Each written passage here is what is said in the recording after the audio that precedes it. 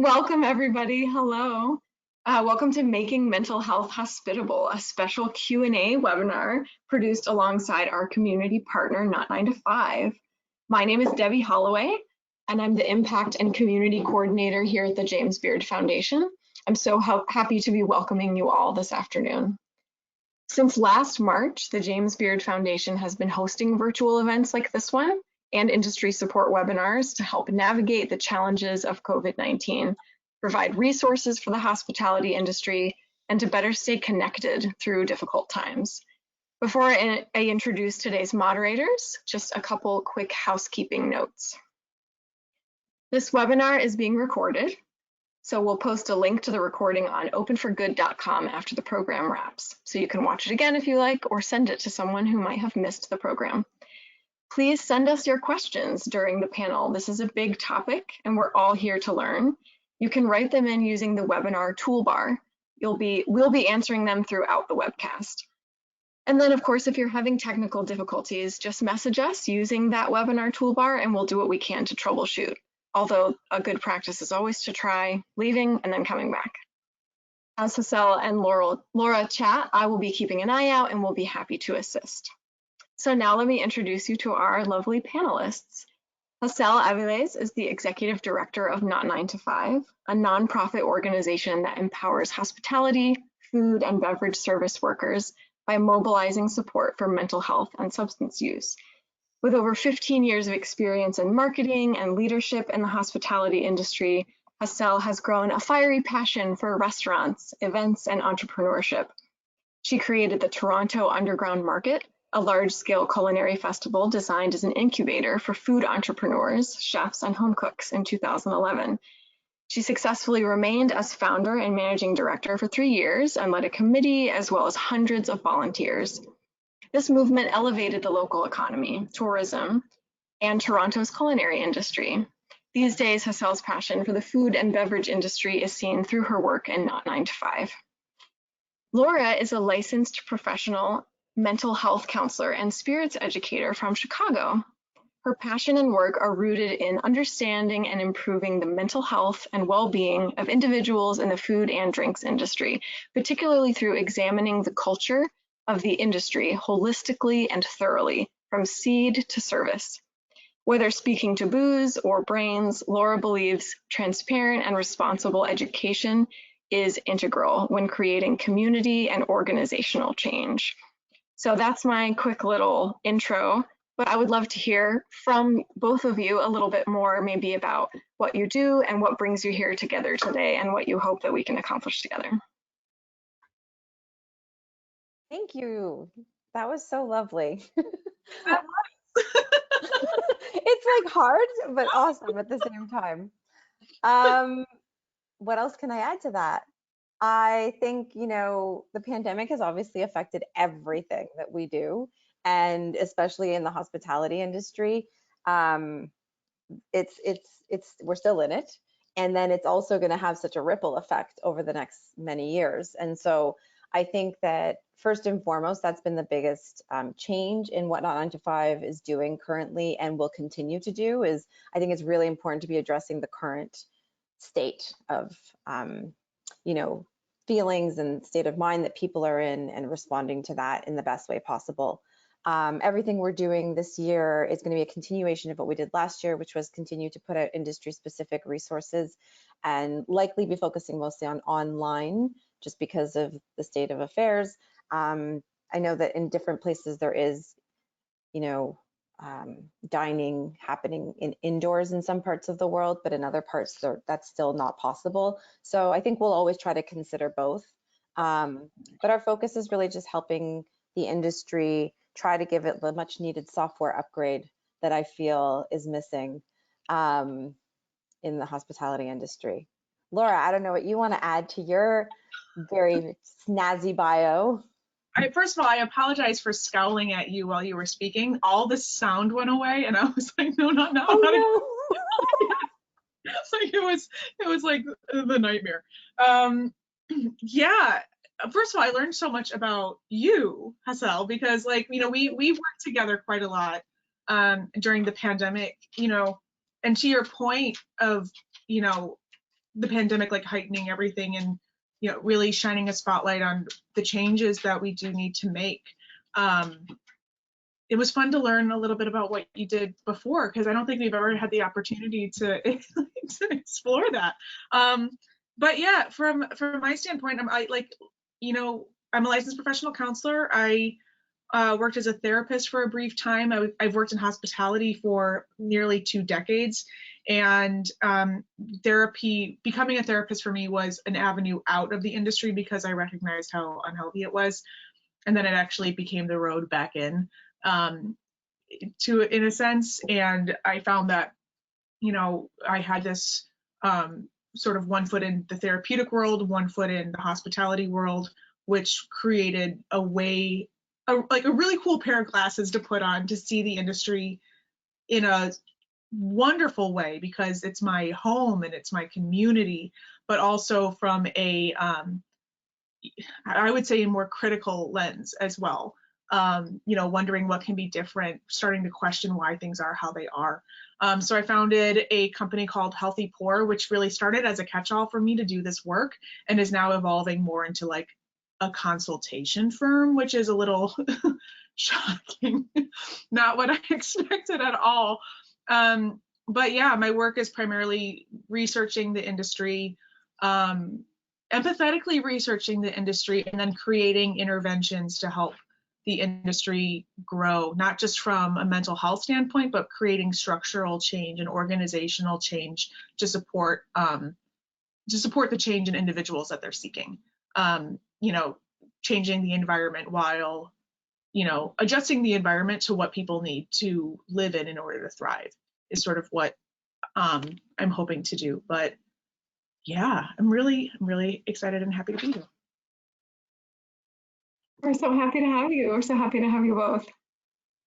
I was going to say, Laura, I'm glad that you said, you know, changing the environment, because I think that a lot of times when we talk, or when I hear people ask about mental health or talk about like, how do I address mental health in the workplace? Like, what can I do for my staff and team? I think oftentimes it's so easy to be like, here's a list of resources, you know?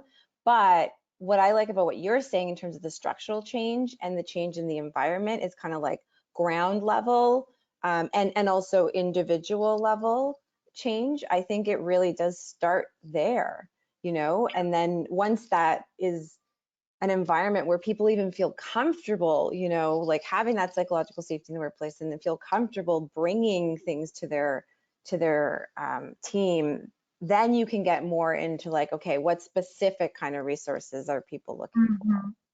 Exactly. I mean, and that's something that we were literally just talking, for those of you tuning in at home, we were literally just talking about this before we started recording, of the, you know, the resources that are available. And it's a hard thing, because like we have pieces of a railroad to get on, but we're still trying to fit them together. What is it that we need? And then what is it that we can build? But until we know what we need, we don't quite know what to build. And until, you know, that we need to build the resources so that people can articulate what they need and we can better understand what they need, so that we can start fitting these pieces together and, you know, to really drive this metaphor home and get on the train, you know, like, and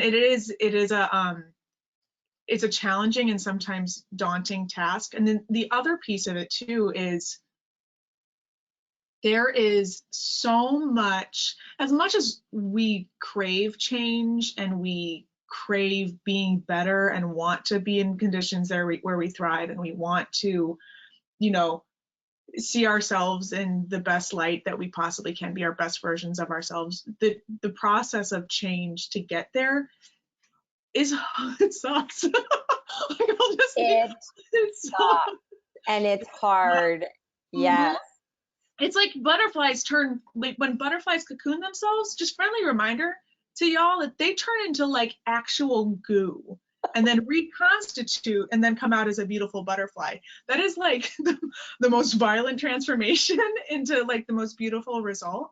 But it's, you know, it is something to consider. I think we're at a point in the hospitality industry where I will safely say the majority of people recognize that there's a problem and have at least gotten to the point that they accept that there's a problem, even if they're not quite ready to make those changes, but we're at that point of that like pre-contemplative place where now we have to start taking steps, and taking those steps means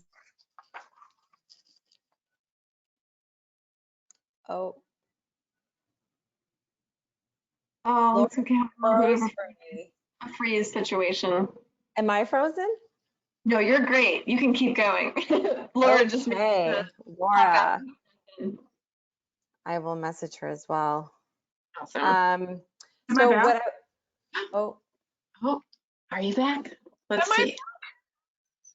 gotta Oh, love technology. It's so amazing when it works, and when it doesn't, it kicked me off of my fast. Hold on. Keep talking. now, okay. but What I was gonna add to what Laura was saying was that it is so gross to start with yourself. It is so hard to start with yourself. Change is really easy to point at your manager, or point at the owner operator, or point at your boss and be like, why is that person like that? You know, why are they being so difficult? Why is this so, stressful? And why can't they have like, why can't they do boundary work? Why can't they, work on themselves? Why haven't they done their inner work? And I've started to now like flip it, and I'd love to hear from other people if they're listening, if you have the same experience. But I've tried to flip it as to like, why is that behavior triggering me? Why is it flaring something up in me? And what am I like, what is my role to play in this, right? I don't know how other people handle that. I'd love to hear, about that. And Laura, can you hear me now? Are you back? I'm back. Yeah. I thought you all were frozen, and it was that horrible moment when I realized it was me the whole time. Oh man, Oh don't be Lord. sorry. I was just saying, like, it's so easy to point fingers sometimes and look at our industry and be like, they need to change. They need to change, Yeah. And it is really hard and difficult to look in the mirror and look at what, is being triggered within us, or what role do we play in Oh, whatever is happening, you know? I know it's yep. really hard to do that, but I do think it's worth talking about a little bit. Yeah, and actually the more you do that self-reflective work and embrace your light and your dark, it starts to feel really good, and it becomes this really wonderful pursuit of self-acceptance and self-exploration too, because if you're like, all right, I'm gonna open this up, I'm gonna look at it, I'm going to accept every part of myself, the good and the bad, in an effort to, one, love myself, but also serve my community as my best self, because we do make up community, right? And so we are a community ourselves, and how we relate to the group around us.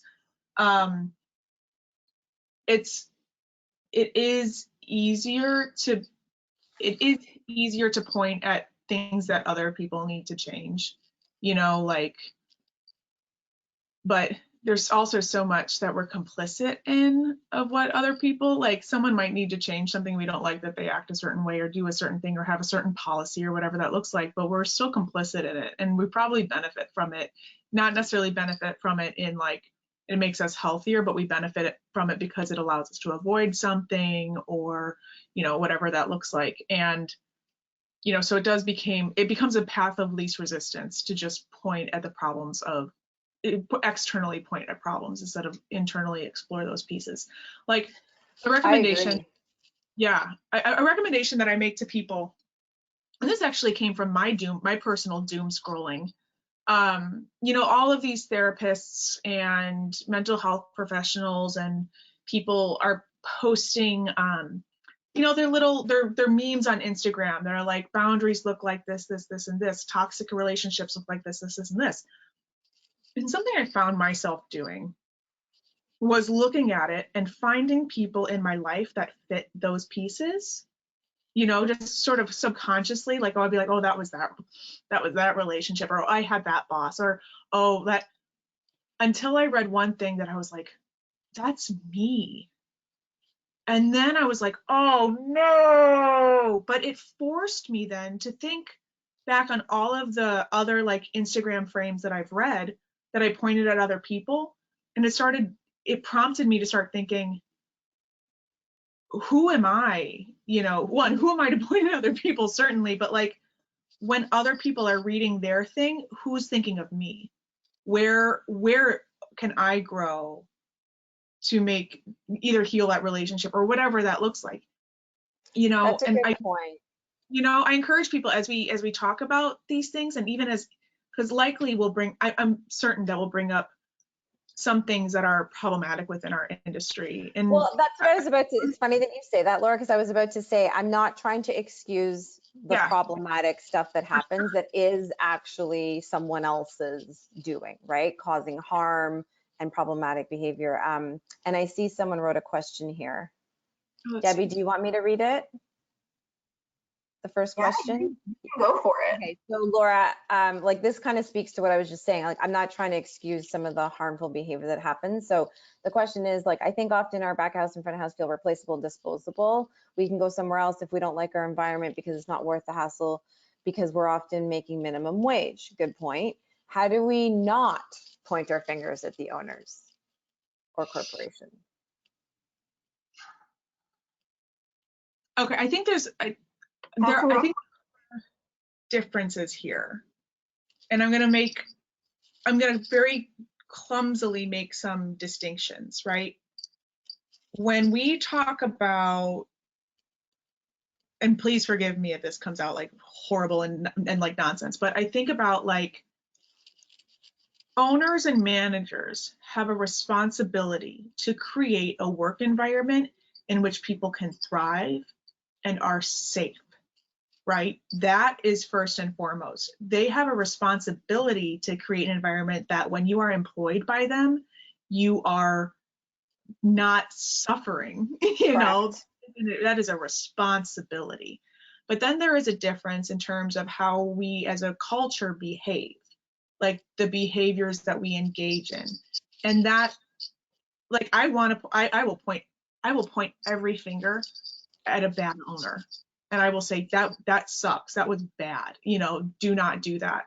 But I think when we talk about the behavioral patterns in our industry of something as I'll use as obvious and maybe superficial as like substance use, of going out after work and stuff like that. Those are things that we can say that's a problem. I'm going to point my finger at it. But unless we all collectively start changing that behavior within ourselves, it's not going to change, because we can just point to the problem, and without like actually making the change, it doesn't do anything. And that you can also file those things under understanding your biases, right? And understanding how you treat people, and you're like building your emotional intelligence and literacy of how, like, you can say, I don't like how people talk to me, but it also, emotional intelligence and literacy is a two-way street too, you know?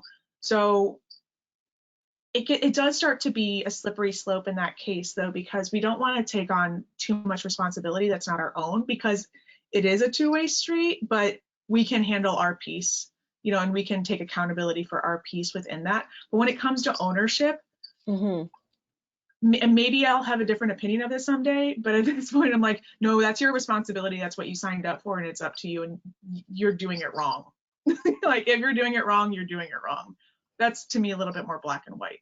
I like what you're saying, though, because it's true. I think sometimes we forget that in other industries, some of these things are really basic. Providing a safe space for people to work in. Like, you know, I'm now a consultant, you know, in a firm, and there's a lot of things that, even though you're working in hospitality industry, culinary spaces, it's just a different environment than when you're working service, right? So I have had the privilege of working in many different parts of the industry, some office, you know, type environments, some service type environments. And in the office type environments, a lot of the things are really basic. These are not things that are discussed. These are just obviously given. And yet in our industry, in service, in food service, when I was a bartender, when I was a host, when I was a server, these things were not obvious, and these things were not just basically given. And so I think that's part of the problem. Like, I like that this question points that out, that people feel disposable. I remember feeling disposable. I remember being shown a stack of resumes and being told, like, literally, you're you're replaceable. Like, this is not, you don't like it, there's the door kind of vibe. And so I think Laura, you're right. We have to hold ownership accountable, and yet we also have to do our own reflection of whatever role we play. And I think highlighting concerns, making sure that your concerns are written, documented in an email or in a letter, like, hey, Laura, you're my boss. I'm writing this letter and I'm giving this to you. I'm creating a paper trail for myself for these concerns I have around lack of mental health, whatever support, or lack of psychological safety in the workplace, or lack of legal breaks that I'm not being allowed to take, or whatever these things that are missing. I think it's both, right? I think it's both. I also want to go to the next question. We're getting in some really good questions here. I will one more piece about that you've sort of triggered a memory. I remember when I started as a therapist, and I showed up, this is shameful, but it's real life. I showed up at 9 a.m. and I was so hungover. I was so hungover because I had gone out with my colleagues the night before and we did all this stuff. And I felt such deep shame for doing that. Like, because I felt like, oh my God, this isn't that place. And then I was like, oh, I can't behave like that if I work here. And then I was like, why can I behave like that behind the bar? Why is that tolerated if not celebrated?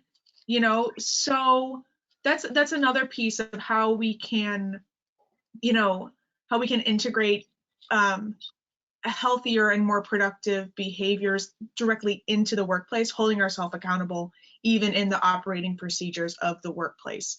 You don't want to stuff like that, so that you highlight a really good point too, in that, like, listen, what people do on their own time, and again, it's not, I don't think either one of us here are saying, like, don't go out and drink and don't go out and have a good time. Like, all of us are going to live our best lives in whatever way we interpret that. But I do think that you highlight a really good point, that it's about our relationship with the substance use, right?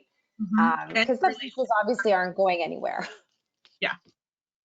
Yeah, exactly. We love our bars and we want to keep them open and thriving, but I think it's about our relationship with, and I love that. Thanks for sharing that, Laura. That's a great example. The next one, great question. And my employees are exhausted from navigating service in the pandemic, even in takeout mode only. Everything about their jobs has changed, and they're navigating rude customers, about mask issues and COVID deniers. It's all the hard and none of the fun of our industry. They're bearing the weight of it all, on top of the trauma that everyone individually is going through in this time. As the owner, I'm at a loss at how to help support them through this seemingly never-ending time. We talk about self-care, we talk about taking breaks, asking for help, putting words to feelings, but we need to offer more action steps for them. Most people can't afford therapy, and not everyone is on a health insurance policy. Any ideas on how to help people through this traumatic time? Wow. I mean, that's the question. First of all, the way that they worded the question, I love. Yeah. I also really love seeing that there's already been a lot of action to care for people. Putting words to feelings, that like made my heart flutter. Because those are the steps that are needed, that are needed. The health insurance issue and the resource issue is a big one. And something that we were talking before we started recording, I personally have always made it, I've always tried to not necessarily fluff what I was saying about resources, saying that they do exist and all of this stuff, but the reality is that they don't exist enough, right? There aren't enough resources. There need to be more resources for people. I always throw out different sliding scale therapy pieces, but even with sliding scale, even if it's $35 a session, like a session, that's a lot of money to like be putting towards therapy. Other sliding scale might be $50, $60. And so even with sliding scale resources, they become inaccessible. I think if those resources aren't accessible to people, the best thing that they can do is talk about it and process things with close friends and family, start utilizing community care on top of self-care, sort of spreading the, spreading the connection out a little bit further to people that they love, finding someone to process their feelings with as much as they can. And I mean, writing down their feelings in journals, processing it in journals is really, really helpful right now. What do you have, Hassel? Yeah, I mean, okay, so first of all, I agree with you. I want to acknowledge what they're doing right. I Yeah. think, there's so much that was said there, and so that's already so important. I think for me, whenever someone's like, what's the first thing? For me, it's always just like acknowledgement, that this is a traumatic time. And I love that the question says, any ideas on how to help people through this traumatic time? It is a traumatic time. So number one is keep acknowledging that we're still living in this traumatic time. We're in a global trauma. We're in a collective grief, so anything you feel is a natural reaction to an abnormal event. Yes. Right? And so what that looks like is different for everyone. Some people might need workplace accommodations. Some people might need, different arrangements for this new way. And it's true. So much of what we love about our industry has been ripped out of our hands. It's been just snatched away, like, oh, you liked, hospitality? Too bad, here's some takeout, and that's harsh. And so also the other traumatic part that I think is important to just maybe address with your team out loud is that we're also, anyone who works in this industry that loves this industry, we're also in grief around what's happening to our own industry. It will never be the same. And so we've lost a lot. We're also gaining a lot, but we've lost a lot. And so I think it's important to acknowledge that we're never going to be able to fix people or solve people's problems, and it's not about that. So I would not encourage getting into the nitty-gritty of people's personal experiences at work. Right? I'm glad you agree. Because for me, that's like number one. Because I remember even when I used to be super depressed and I was feeling like literally paralyzed with depression, I didn't want to talk about my stuff, but I did want to feel supported. So there's a difference, right? I wanted to feel like I work in a place that supports me and makes room for me to go to therapy, or makes accommodations for me certain days I can't be there, whatever, time-wise, change my schedule, whatever it was, request I was making. But I didn't want to get into like the personal details of, my personal depression. And so I think it's important to respect that your, active listening skills are important. Holding space for people, learning how to do that is important. Virtual therapy can sometimes be a little bit more affordable than, these days there's so many more companies that can offer that. I know like there's like BetterHelp. In Canada, there's ink blot therapy, which is a great one. There's so many different ones, but I think in terms of how to help people through this traumatic time, I think just acknowledging that when you check in with people and when you are actively listening to people and holding space in whatever way that looks like, you are helping them through a traumatic. Yeah. So I would say keep doing what you're doing, and role model as much as you can. As an owner, I think it's important to role model as much as you can, that you take care of yourself. And this leads perfectly into the next question. So in terms of leadership in a company, how do you get leadership in a company to buy into talking about mental health? A, that it's normal, and B, that it's important. I think you kind of just answered the question, because modeling is a really great way to start that going. Being vulnerable, and again, and this is a big boundary thing. Not talking about the nitty gritty, because you are absolutely right, Hassel. Like, not talking about the nitty gritty of what's going on, or like your trauma, or whatever trauma that you're experiencing is currently inflamed, or what that might look like. Keeping those boundaries up, because those boundaries are important, and they're boundaries are there to protect you, and they're a form of love. But modeling, like, I'm kind of having a hard day today. I bet there's a lot of people here who are having a hard day today.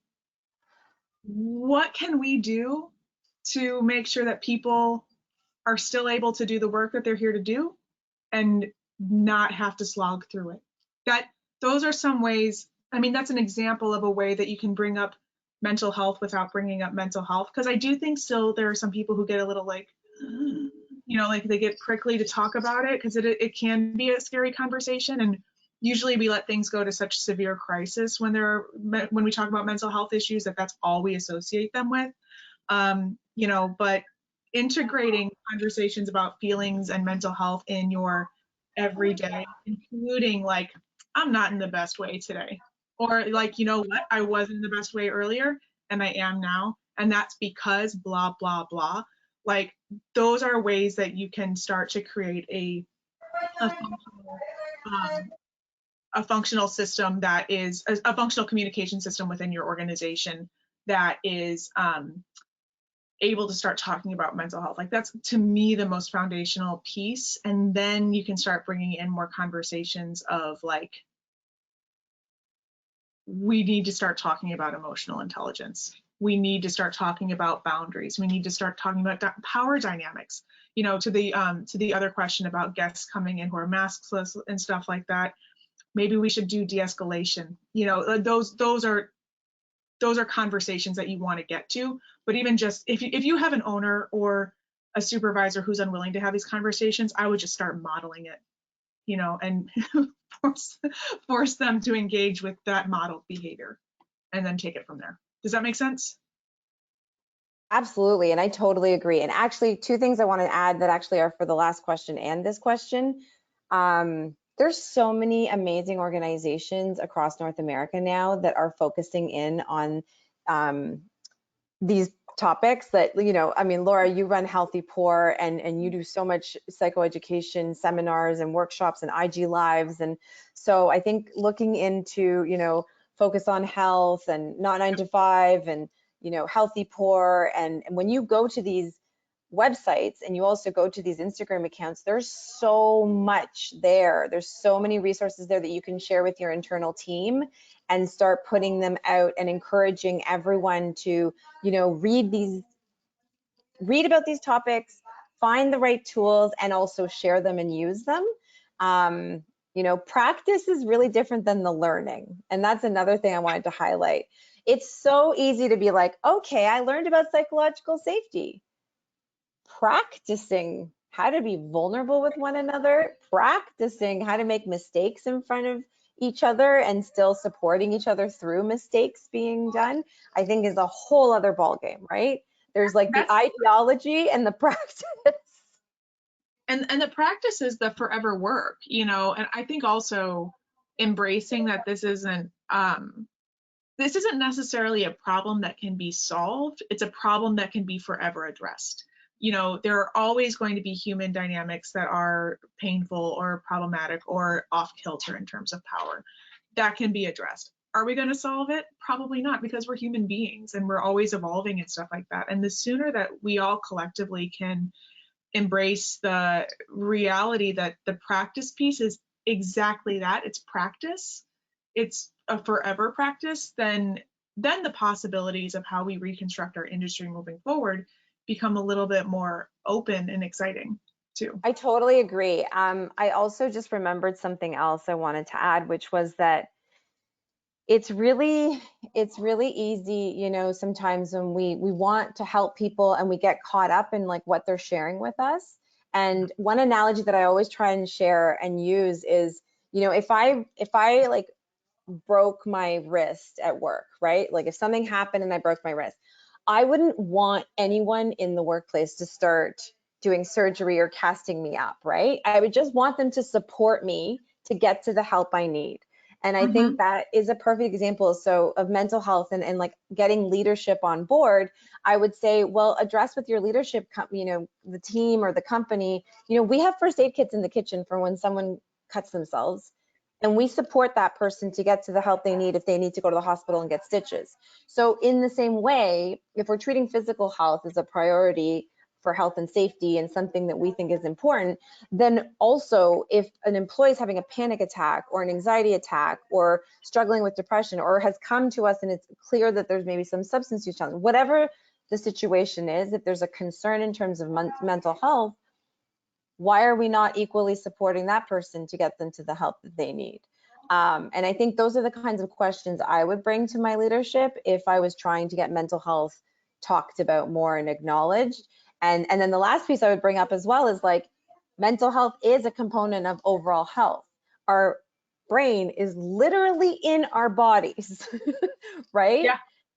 It's all Yeah. interconnected. So why are we, you know, as if we're caring about cutting ourselves and, you know, stitches and all of that, then we need to care about the whole thing, right?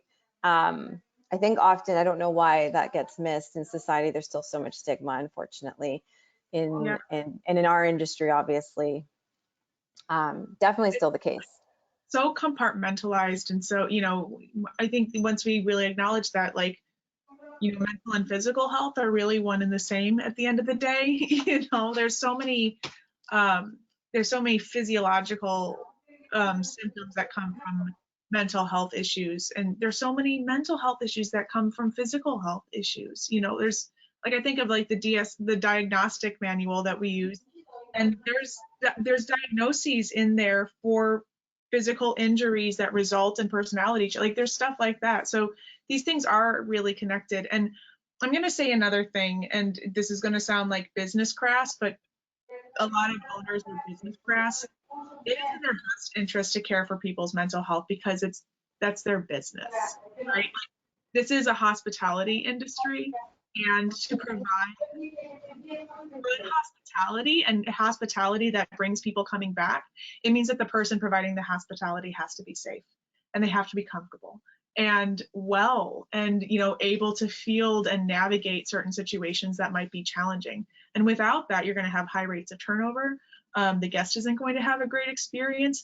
Your employees are going to have a terrible experience. They're going to hate their job. They're not going to want to be there. And that's going to cost the business in other ways. And in a time when businesses don't have a lot of operating capital just like flowing through, it's more important than ever to start laying that piece in order to save their business. Like, it's essential. You know, otherwise we also see people leaving the industry because they aren't cared for, especially now. You know, like, I'm going to go back and be a doctor, or I'm going to study to be a therapist or a teacher, or I'm going to go work in this logistics company, or whatever that looks like. So I think that's an excellent point. I read an article the other day that was predicting that we might lose 60% of our industry. I would not be surprised. And that's a huge, that's a majority. I mean, think of the talent and what the loss of contribution, you know, like when people don't have room to contribute to what it is that they care about and love, it's just a tremendous loss for the industry, not to mention like just the people, you know? I know, it's wild. And I'm seeing it happen in my community too. Here's another great question, Laura. I've worked with many owners who use food and drink discounts as a perk over health, dental, mental benefits. The latter is clearly more expensive, but how do we break the cycle of owners checking their own bottom line and encourage owners to understand they are a carer of people? It would be such a big radical change in such a fast moving industry, but the pace of this industry makes it so easy to put health in the back burner. Oh no, Laura, frozen again. Oh, Justin, we had such a great question. I know, such a good question. It's okay. I'm going to start to answer it myself. Yeah, sure. Give us your initial thoughts. I would love Laura's input when she's back, but Can you hear me? Oh my gosh, she's coming. Yes, we can hear you. Wait. Okay. Yes. I don't know. Oh no. You turn your camera off, Laura, so you can turn it back on. See if that helps. Laura? No. She's still here. She's just going to turn her camera back on. Okay. What I wanted to say about this question, though, in terms of like checking the bottom line, is I think that brings up a really good point that I have really felt myself, but also heard from so many people around how labor, like people, were seen in the budget as a problematic line item instead of people seeing as an asset. And what I find so interesting is I was saying earlier how I have like a day job, and then I also have worked in food service in the past, and the comparison between food service and like office type environments, that's one of the biggest things that I noticed was the difference, is that in an office type environment, I really feel like an asset. I'm really treated like an asset. They're investing money into me, you know, for either education seminars or certifications, or they're paying for me to go to conferences, or they're doing all these things.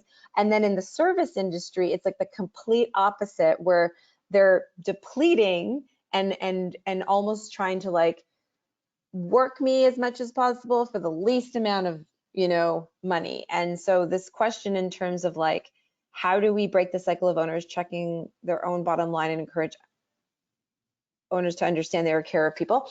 I think it starts with understanding that there is an ROI to workplace mental health. And I think it starts with understanding that other industries already know this. We're just unfortunately a little bit behind, right? Yeah, and honestly, that's saying something, because even in like the business sector or the non-hospitality sector, probably a lot of people don't feel like assets working at their company, but even that is like better than your average, restaurant sometimes. So it's like, oh yeah, no, keep going. No, I love that it resonates, because it's true. The other thing I wanted to add is, obviously, like if I'm an employee and I work somewhere and I'm noticing this about my workplace, like I'm not at all insinuating that you need to be the change you want to see and that you're going to change an owner's mind, because in some cases you can, and in some cases you can't. And so it's really just about determining your own bandwidth, and trying to figure out, like, is there room for change here? Or is this like a dead end brick wall that I'm hitting and I just need to remove myself from this kind of environment, right? And I can't determine that obviously for you, but I would say I would find all the studies that show this. Like the WHO has studies that show that you can ROI your $1 to 4, like there's a 4-fold return. In Canada 2 years ago, 2 years ago, Deloitte put out a study on the ROI of workplace mental health that was like 2 to 3 times, what you put in. It's interesting because it's similar to when you invest money, that there is a bigger return the longer and more consistently you put it in. So you may not get the biggest return in year 1, but in year 3 or year 5 or year 10, your return there's an exponential growth that happens. So you can find these studies, and I would highly encourage you to share them with ownership. And that actually goes back to the first thing that you guys were talking about, which was we all have these bad habits, right? It's just it's more apparent when they're manifested in like your boss, your owner, the manager, than it is if it's someone who like doesn't have a lot of power within an organization. And so the more that like a good company culture is created vis-a-vis mental health or giving employees resources, that actually changes the culture, and it changes what then gets perpetuated with like new hires and people's personal lives because of what they're learning at work or what their boss is telling them like matters or is worth investing in. So that ties directly back to the first thing that you guys were talking about. Yeah, that's a really good point, actually, Debbie. I'm really sad that Laura can't get back in. She said that it's not turning back on in her computer. I think she's having some technological. I know, I'm so sad for her. I'm so sad for all of us, really, because Laura Green is truly like, I call her like a unicorn in this industry, because she has industry experience, but she also has like the mental health education and certifications of being a therapist. So she's gonna keep trying. I'm gonna try to totally kick her out of the room and see if she can then hop back in. Ooh, actually, it looks like she might be coming in on a different device. I'm on my phone. I'm on my phone. So we have your voice. Can you? Okay. Oh my good Lord. I don't know why my computer's not turning on. That's a whole other crisis that I need to. You. I need to address that. Talking about you. Did you hear me talking about how you're a unicorn and how much how I'm so sad that we're missing out on you being here. Oh, I'm happy. Delicious irony of the I'm universe. to get back in. Oh my Lord. Laura, it's okay. We still have some time, and I actually, yeah, we Okay. can still hear your voice. Okay, So good. I actually have a question that's actually just for you. So I do want to ask it for you. I'd love for you to answer this question. It's such a good question. Laura, would you feel comfortable discussing your pivot from bartending and actively working in hospitality to clinical therapy and getting more formally certified in the mental health field? It makes so much sense. I'm a big believer in following your path versus sticking with your plans, but the idea of leaving the safety net of hospitality is very intimidating. Yeah, so it's been weird to be honest. It's been a very strange path, and it started back in 2012, and it was truly the result of realizing that I was spending $50 at the bar after work every night plus a $25 cab ride home, and then I, you know, would wake up at 2 o'clock in the afternoon to, like, we go to a 5 a.m. bar, 4 a.m. bar, I guess, on the weekdays. But, I would get up at 2 o'clock and I would go to work at 4. And that was like every free moment was spent drinking and eating, and with my friends after work, not before work. And, I was hanging around a group of people who are really, really wonderful, but I really started to see that I probably wasn't going to live past 40, if I kept going down that path. And this was before, any idea of working in mental health to help the hospitality industry. That was literally like the last thing on my mind. It was the realization that I needed to get out of it, that I went back to school. And I had benefited so much from seeing a therapist after a divorce that I went through in my 20s, that I was like, you know what, I would like to help. My initial thinking was I would like to help other women sort of figure out these career transitions, which is funny because that's still definitely a part of what I do nowadays. So from there, I just started looking at programs, found a program that I liked. School took about 4 years, and I found a program that allowed you to go to school full time while also working full time. However, classes were at night, so it did make it a little bit challenging, but flexibility of the program. There's a lot of counseling programs in particular that are offered online now,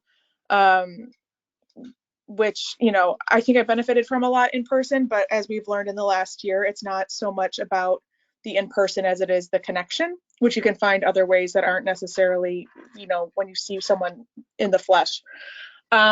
So by the time I graduated, though, I had, seen my career in beverage like steadily on the rise, and I would often pump the brakes and give up opportunities because I was like, I can't get more invested in this because I'm trying to be a therapist. Right. The idea was to get out. And here I am, like, getting deeper and deeper in, and I was making closer and closer relationships with people, but also I felt within that time my relationship with alcohol changing. I saw my relationship with the industry changing, and I started to feel the effects of my relationship with the industry in the relationships on the outside of my work life. And then those started to blur together. And that's, and that was especially concerning, which made it really hard, but at the same time a blessing to leave by the time I graduated and was able to receive my license to practice. It In the beginning of doing this work and really focusing on this work, which was born out of someone reaching out and asking for a quote about alcoholism in the hospitality industry, I was like, oh, wait a second, I have these tools now. And I was already struggling with leaving the industry and leaving the community that I had grown so fond of and had been such a tremendous support to me. I didn't want to just up and leave. And so I started making the transition, but at the time, there wasn't really, like, I don't know, I don't mean to sound so cut and dry with this, but there wasn't a market for somebody who does mental health and hospitality at the time. People really weren't talking about it. And I often felt that it was falling on deaf ears. You know, Oh, I yeah. actually I would describe it as screaming into the abyss. You I know? have literally, oh my gosh, Laura, I can't believe you just said that. I have literally used that exact same sentence to describe the first year of Not 9 to 5. Yeah, I mean, I literally felt like I was screaming into the abyss. yes, Nobody and wanted to hear it. nobody wanted to hear it, and I think people didn't want to hear it because they weren't ready to hear it and they weren't ready to change. Yeah. Anthony Bourdain's death was definitely pivotal in that, Yes. because I think so many people saw themselves in him, and then even in his death, they saw themselves in him, and I think that scared a lot of people. I Um, agree with wholeheartedly. with good reason, and so that was kind of the beginning of it. And I mean, in terms of what the last few years have looked like, there's been a little bit of focus on it, but it wasn't until the pandemic.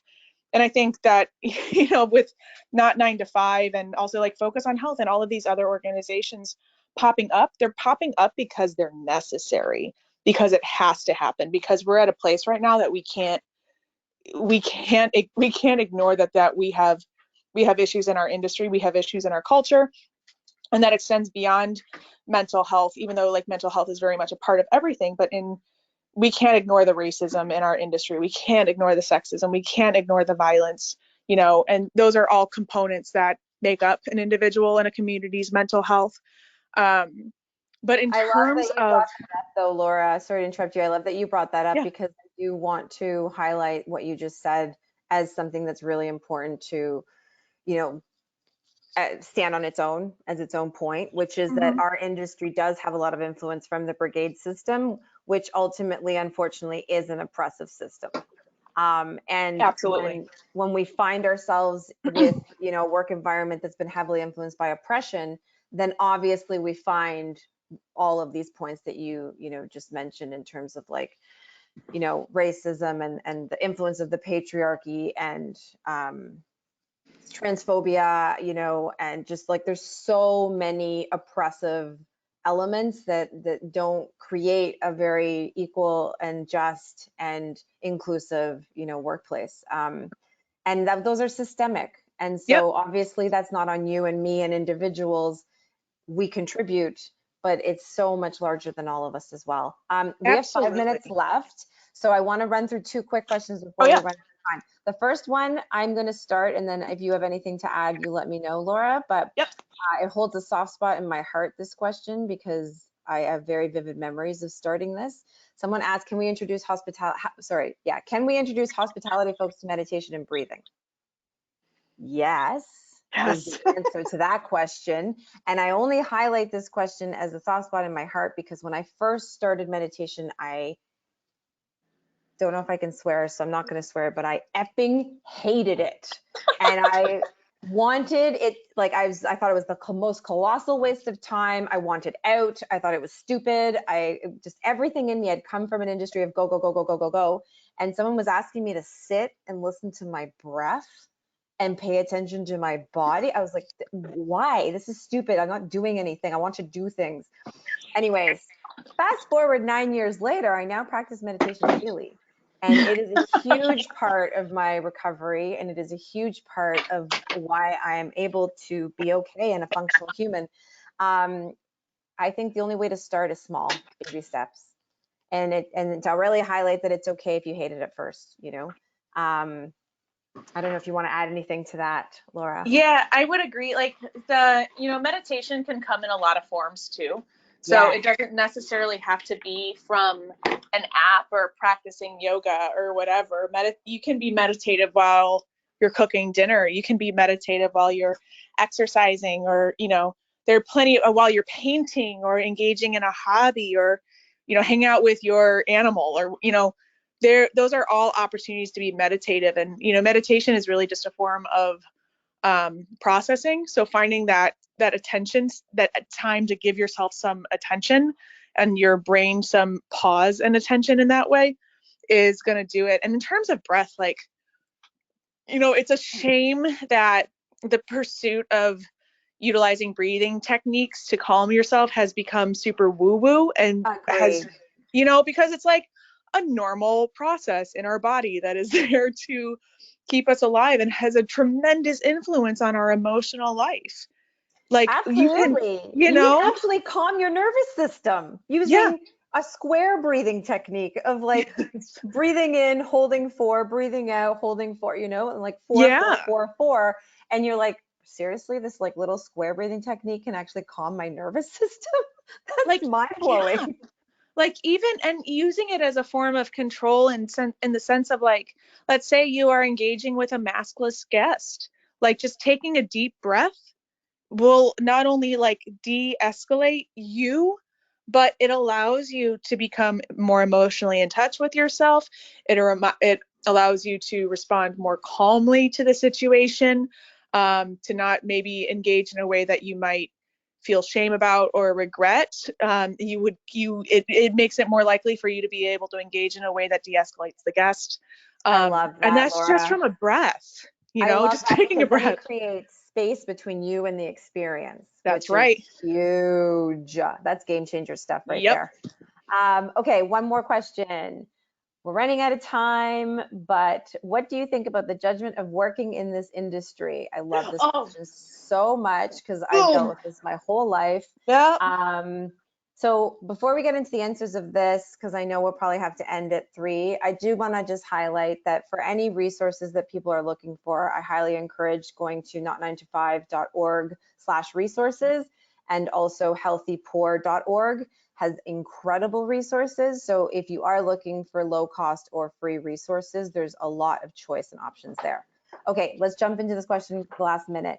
It's just about, you know, people not thinking it's a real job, and Mm-hmm. time and time again, people telling you, what do you really want to Oh, do? I love my job and I want to be in it for a long time. In 30 seconds, Laura, what do you have to contribute to that? oh God, 30 seconds. 30 First of all, seconds. I had a physical reaction to hearing like, what's your real job? Because that makes me crazy.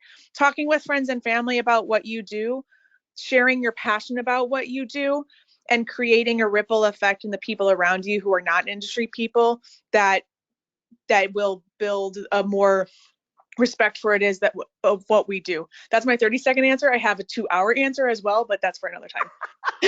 Oh, for the 2-hour answer in the future, you can listen to the Healthy Poor podcast. That would be a good one. Yeah. But I agree with you. It could be a 2-hour answer. The last thing I would just add to that, before I pass it off to you, Debbie, to say goodbye, is just that we need to treat ourselves and take ourselves more seriously for others to take us seriously. That's right. And it wasn't really until I started no more verbal agreements, only written contracts. It wasn't really until I started, you know, managing up and not just expecting to be managed, until I started practicing a lot of things where I had to take myself more seriously. I started to be treated. I was eventually treated differently. But that would be my 10-second answer. Thank you, everyone. Thank you. Thank you both so much, Laura. I'm glad we were able to rope you back in, at least your voice, for the last couple minutes, because that was amazing, and it would have been a shame if we totally lost Oh you. my God. I was freaking out. I was freaking out so hard. I'm so sorry.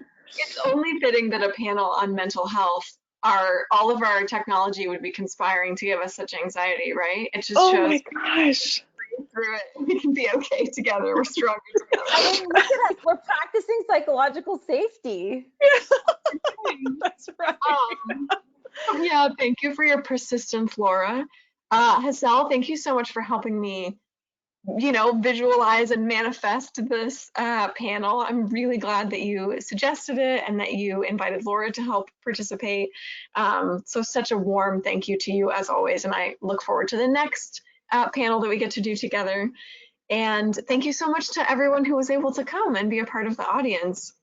Please check out the links that I posted in the chat for Hassel's website and Laura's website, and go to openforgood.com to see about other webinars that the James Beard Foundation will be producing soon. We have a great one on the FEED Act legislation tomorrow for any of our US-based chefs who are interested in that and might be curious about what that means. And that's at 2 p.m. Eastern. And you can always email us at impact@jamesbeard.org for questions, concerns, or any other kind of feedback. So thank you all so much for coming and have an amazing rest of your day. Thank you, Thank everyone. you, Laura. Thank you. Bye. Bye. Bye, everybody.